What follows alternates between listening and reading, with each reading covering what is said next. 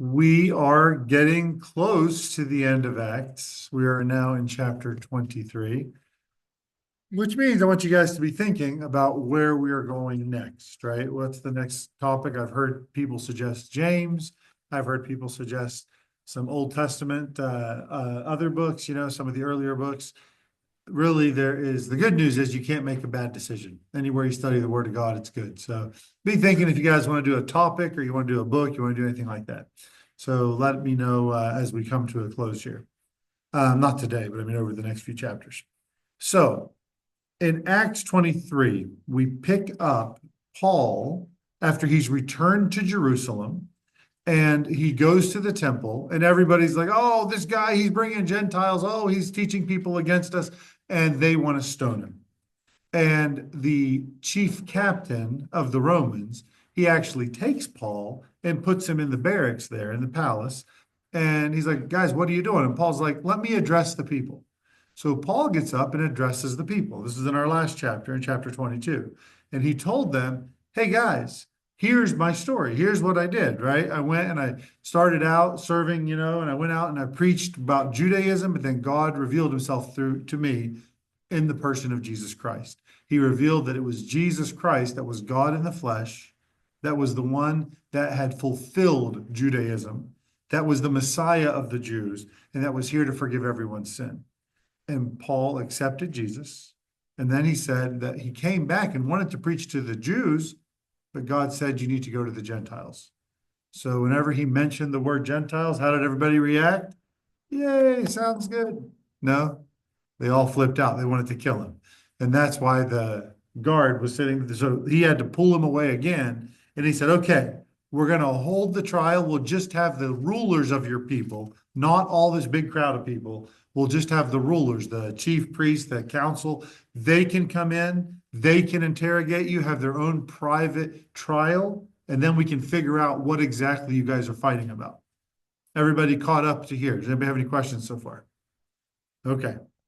So the people have been going crazy. So now Paul, he's going to face this council, and unknown to Paul, in the council of the elders, the high priest is going to show up as well. Okay. So here we pick up in verse 1. So Acts 23, verse 1, it says, and Paul, earnestly beholding the council, said, men and brethren, I have lived in all good conscience before God until this day. So just to pause here. How many of you in this room, we're all, decent people, right? How many of you in this room can say that you've lived in good conscience towards God until this day? That you've never lived one day that you'd be ashamed of God knowing what you did. He does know, right? Now, before you were saved, was this true? Could you live in good conscience towards God? Well, maybe you could say, well, I was ignorant. I didn't know, right? Well, how about since you were saved? Have you lived every day in good conscience towards God? No gossips, no ill speaking, no wickedness towards anyone? I could say that we're all probably guilty. I can't say what Paul said. I can't say that I've never failed God one day, or at least in my conscience, right? So it's pretty impressive, I gotta say. So what happens whenever he says that I have nothing to be ashamed of before God? I live in good conscience.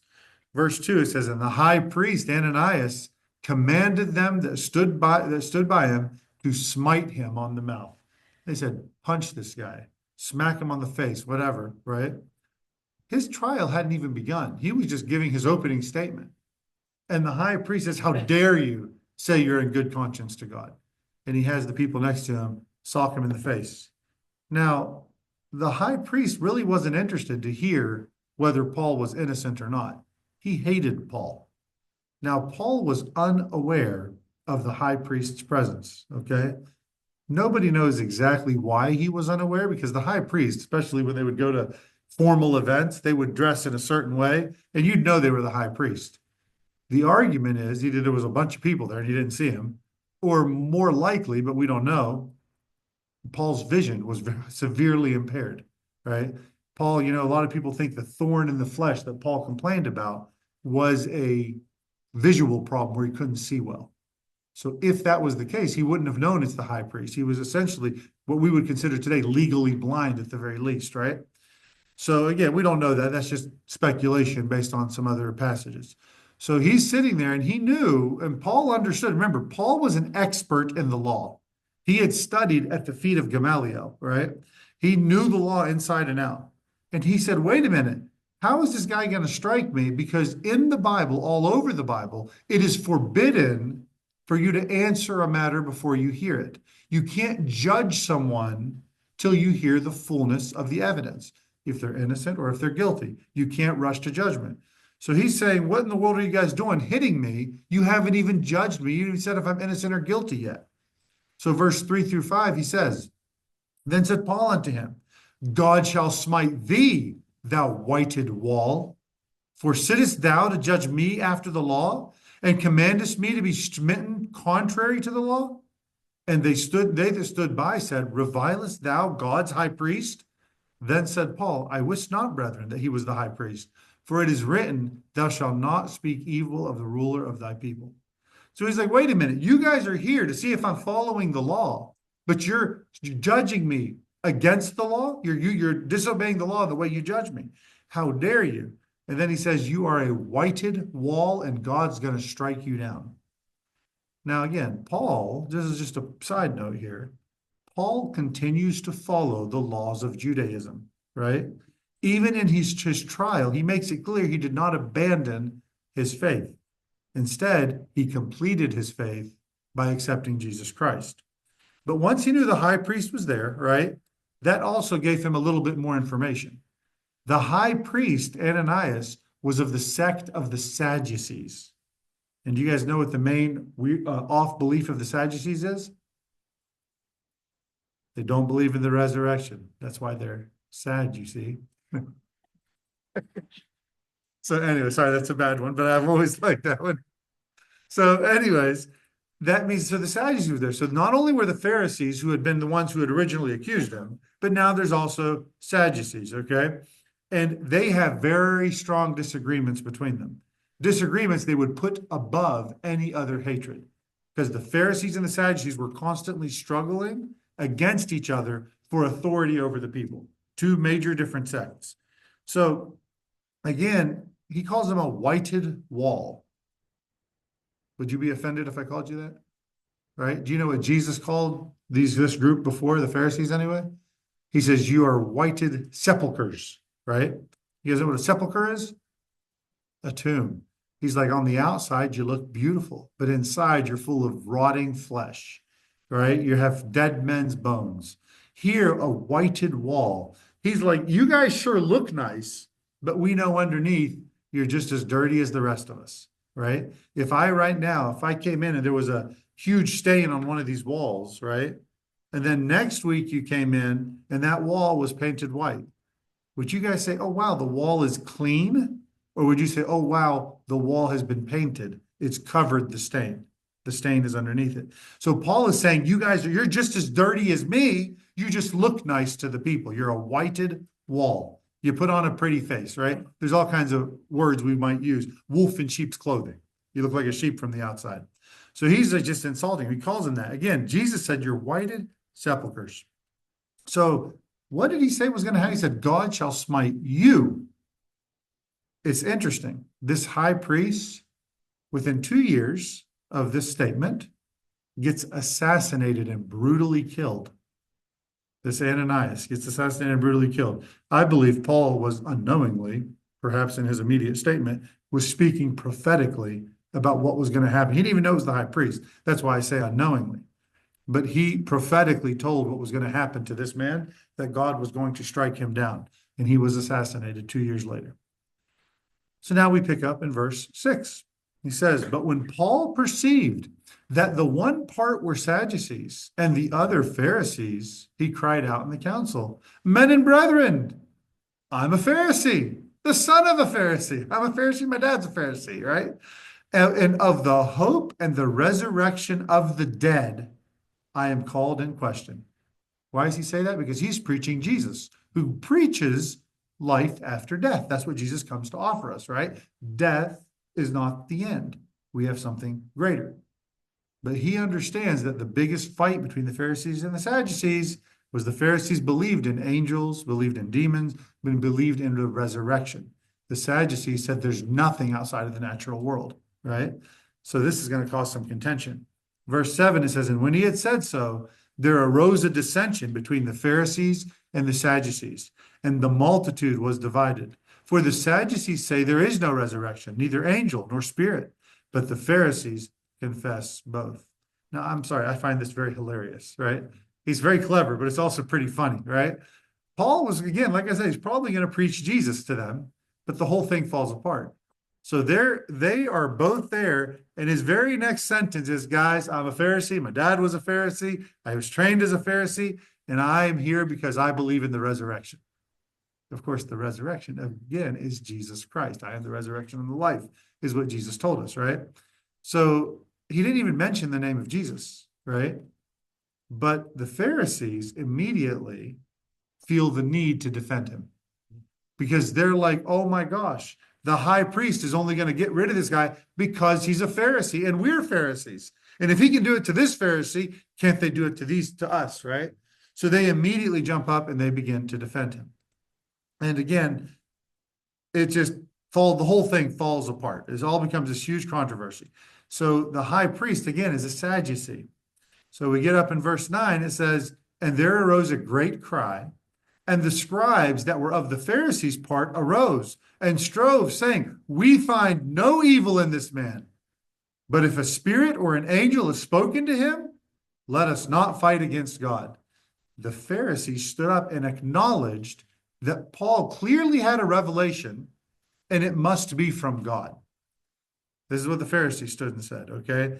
So they should not fight against God. Now, if you guys remember, back in Acts 15, we find that many of the Pharisees already had come to faith in Christ, and they were still Pharisees, just like Paul was still a Pharisee. He did not give up his position. He actually said, I am a Pharisee, not I was a Pharisee. He still followed the letter of the law as closely as he could, right? So they said, we find nothing offensive about what Paul had done. And I believe they actually are being sincere because, again, many of their sect had turned to faith in Christ, but remained Pharisees, right? So verse 10 and 11 says, and when there arose a great dissension, the chief captain, fearing lest Paul should have been pulled in pieces of them, commanded the soldiers to go down and to take him by force from among them and to bring him into the castle. And the night following, the Lord stood by him and said, be of good cheer, Paul, for as thou hast testified of me in Jerusalem, so must thou bear witness also at Rome. Now, this is pretty cool, I think. I mean, what a great passage. The Bible doesn't say that this was a vision. It's not that Paul had a vision of Jesus standing there. The Bible's pretty clear when something's a vision, and Paul's even clear whenever he says, I'm not sure if it was a vision or if I actually went. But here it doesn't say it was a vision. It says the night following, the Lord stood by him. So when Paul is truly alone, remember, none of the church in Jerusalem was visiting him. Nobody was rushing to his defense. Nobody was talking to him. And all of his traveling companions, they weren't there.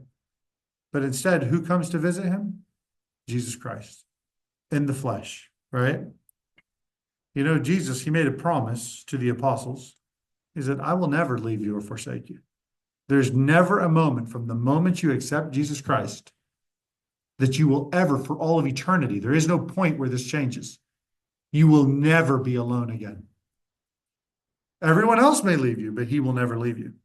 There is no point. That doesn't happen. I will never leave you nor forsake you. Some people believe in loss of salvation, which would be to call Jesus Christ a liar, in my opinion, from what that says. Either he never leaves us or he leaves us, one or the other, right? He says, I will never leave you. So I would never call him that. I don't know how people say that, but they do. So again, he goes up there and Paul is in this cell and he tells Paul, your story does not end in Jerusalem. Don't worry about this. You're going to go to Rome. I got more work for you to do.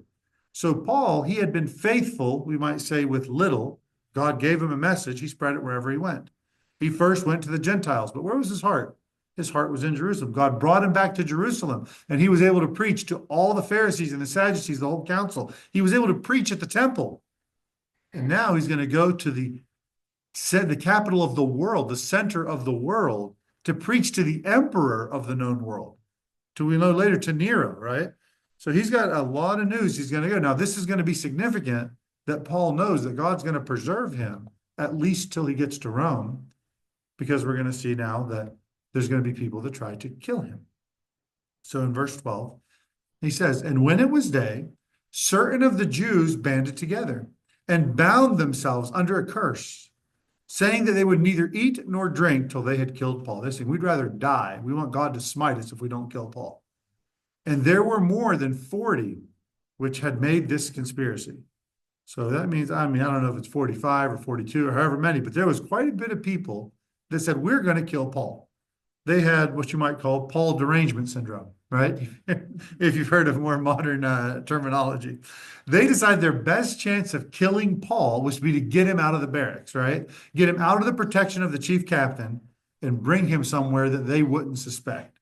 So what do? They're going to go to the chief priests and elders and say, hey, listen, pretend like you're going to bring him back for more questioning, and we will go and we'll take care of killing him. That will keep the chief priests' hands clean. They'll say, oh, our hands are clean at Paul's death, but these people would fulfill their vow. So we see in verse 14 their plot. It says, and they came to the chief priests and elders and said, we have bound ourselves under a great curse that we will eat nothing until we have slain Paul. Now, therefore, ye with the council signify to the chief captain that you would bring him down unto you tomorrow, as though you would inquire something more perfectly concerning him.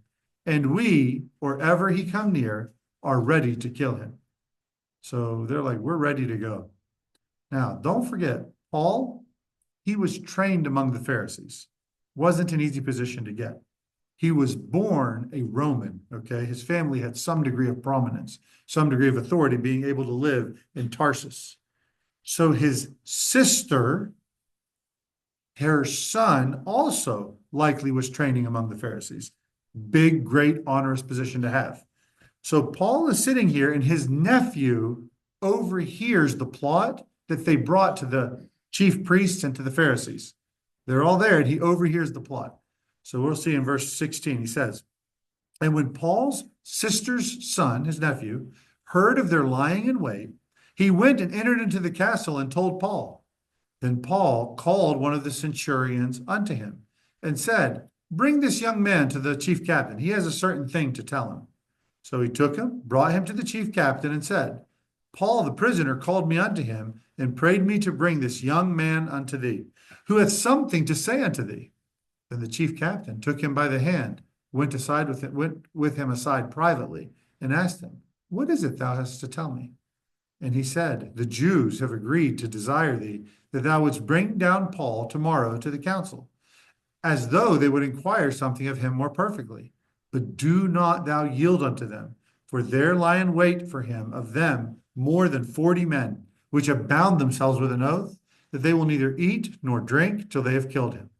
And now are they ready, looking for a promise from thee. So the chief captain then let the young man depart, and charged him, see thou tell no man that thou hast showed these things to me.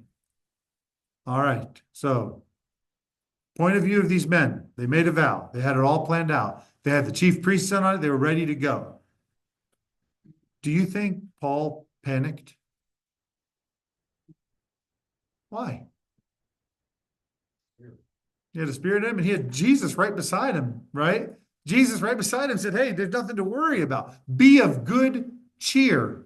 Or in other words, be of strong courage. Oh, thank you. I didn't ask, but I appreciate it. I know what time it is now. Anyways, the point is he was not at all concerned, right? Because God already said, I got this. God tells us very frequently, I've got this. And what do? We say, okay, good. We're good to go now. Or do we start worrying and struggling and wondering how, God, I can't figure this out. Please, please, please. God said he's got this.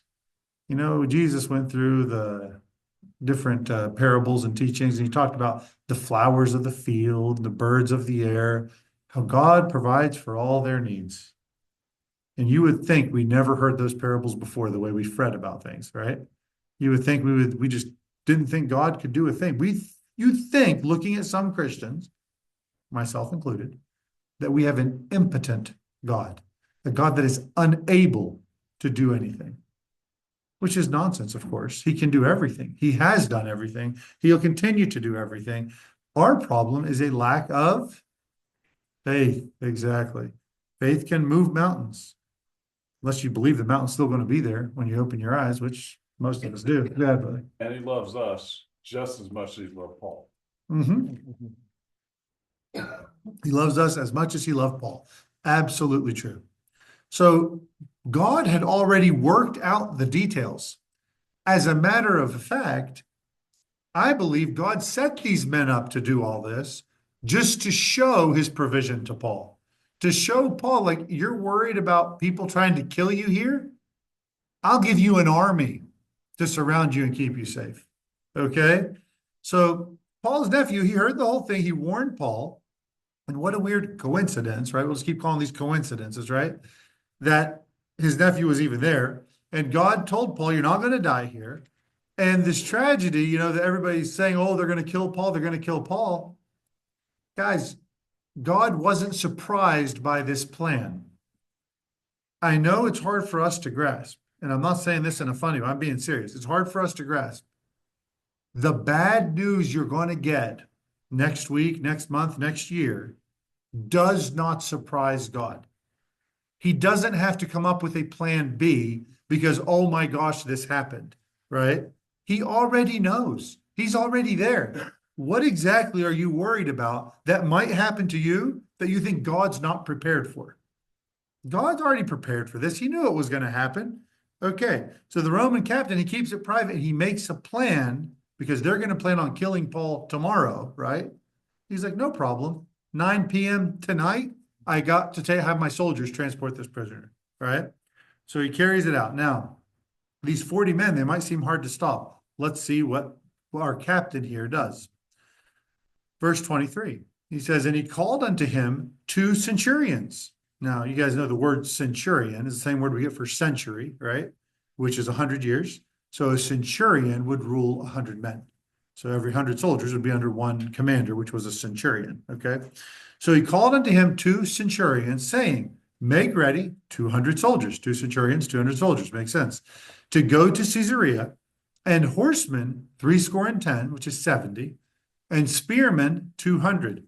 So we have 470 soldiers to transport one guy because 40 non-soldiers threatened to kill him, okay?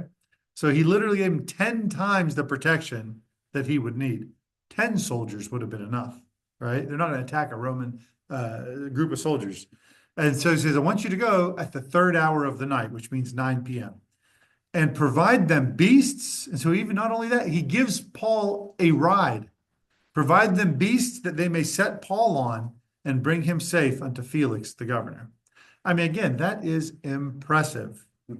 These 40 men are going to have to overcome 2 centurions, 200 soldiers, 70 horsemen, and then 200 spearmen, right?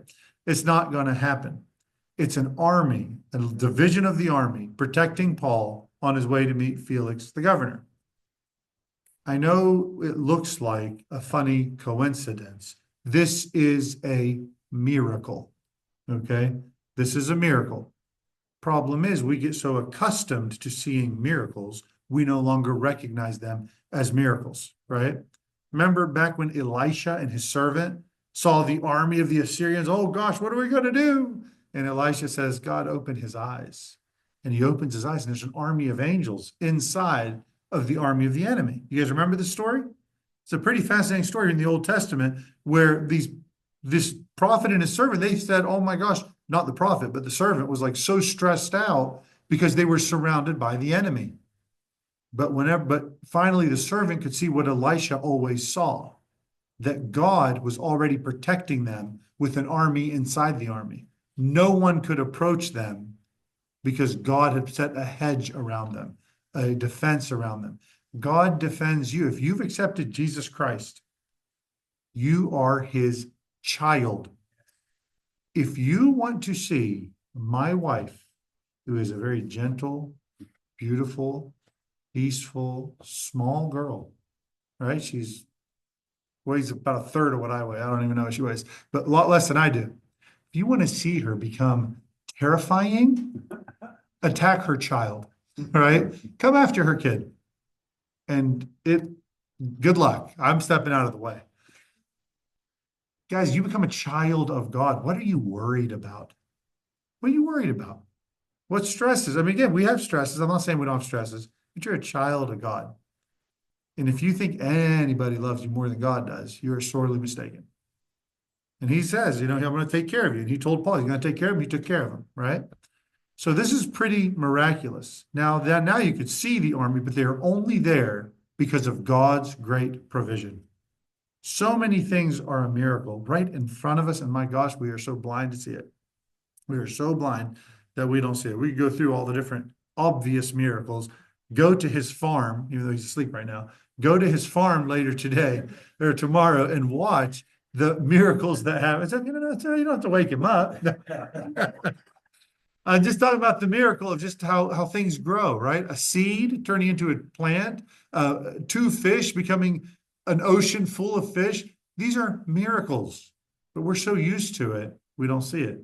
If right now I put an aquarium in front of you and I said, hey, watch this. I put two fish in there. Watch this. Put a blanket in front and move the blanket, and it was full of fish. You'd say, wow, it's a miracle. It's a magic trick. But if I say, okay, let me do it over the course of 3 months, you'd be like, oh, yeah, that's natural. Nothing to it. Guys, that's still a miracle. It's a miracle God puts right in front of our eyes. I mean, a baby forming in someone's womb. I mean, that's a miracle. It's God working. And we're like, oh, where's the evidence of God? Right in front of you. Right in front of you. Okay. So we then get down to verse 25, where now the captain is going to tell Felix why he's got this Jewish guy showing up at his door with an army of soldiers. Like, what's going on? Are you attacking me? What's happening? So we get down to verse 25. He says, he wrote a letter after this manner. Claudius Lysias, this is the chief captain's name, unto the most excellent governor, Felix, sendeth greeting. By the way, Felix, not the most excellent governor. I'll tell you more about him in a moment. This man was taken of the Jews and should have been killed of them. Then came I with an army and rescued him, having understood that he was a Roman. He wants to let Felix know, I always take care of the Roman citizens, right? He's padding his own resume and explaining why he would trouble the governor with this simple religious dispute. So verse 28 says, and when I would have known the cause whereof they accused him, I brought him forth into their council, whom I perceived to be to be accused of questions of their law, but to have nothing laid on his charge worthy of death or of bonds. And when it was told me how that the Jews laid wait for the man, I sent straightway to thee and gave commandment to his accusers also to say before thee what they had against him. Farewell. So the captain, he tells the men that are taking Paul to deliver this message, right? He tells them that this man was going to be murdered, even though he had done nothing worthy of death. So he said, I do not want this to happen to a Roman citizen. So I'm sending him to you so that one, you can see that he's innocent, and two, his accusers can come and make their case to you as to why he should be killed.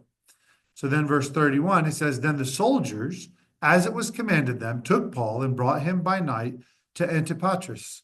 On the morrow, they left the horsemen to go with him and returned to the castle, who, when they came to Caesarea and delivered the epistle to the governor, presented Paul also before him. And when the governor had read the letter, he asked of what province he was. And when he understood that he was of Cilicia, I will hear thee, said he, when thine accusers are also come.